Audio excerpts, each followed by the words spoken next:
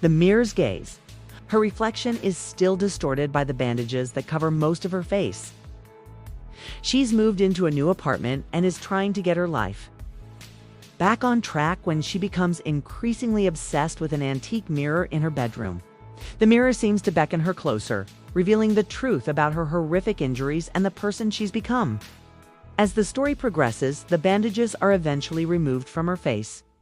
But the reflection staring back at her is not quite her own.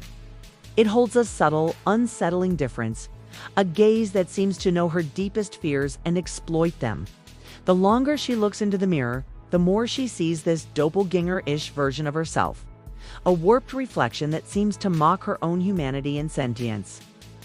This story is a slow burn, a character study of a woman losing her mind, quite literally. It's not a jump scare fest, but a psychological horror that gets under your skin. The true horror lies in the ambiguity, the creeping dread of losing herself to something or someone else. Here's a scene from the story.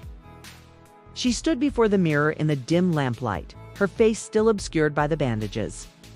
Only her eyes were visible, dark pools of despair in the vast white expanse. Today was the day the doctor had promised. He would remove the bandages and reveal to her the extent of her injuries. She knew it was irrational, but she couldn't help but feel a sense of dread.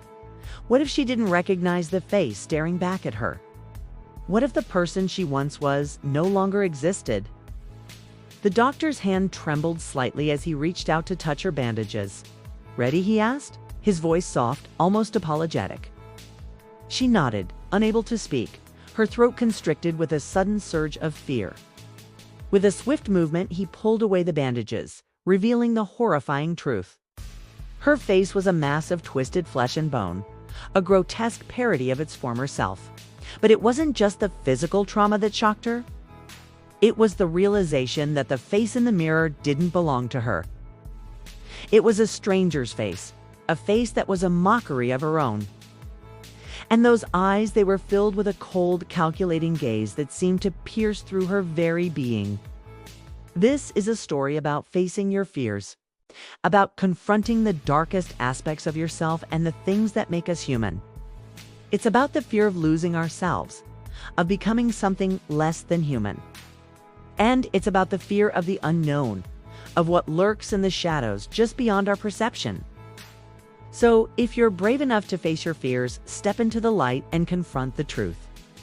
If you can do that, then maybe, just maybe, you can escape the mirror's gaze before it's too late.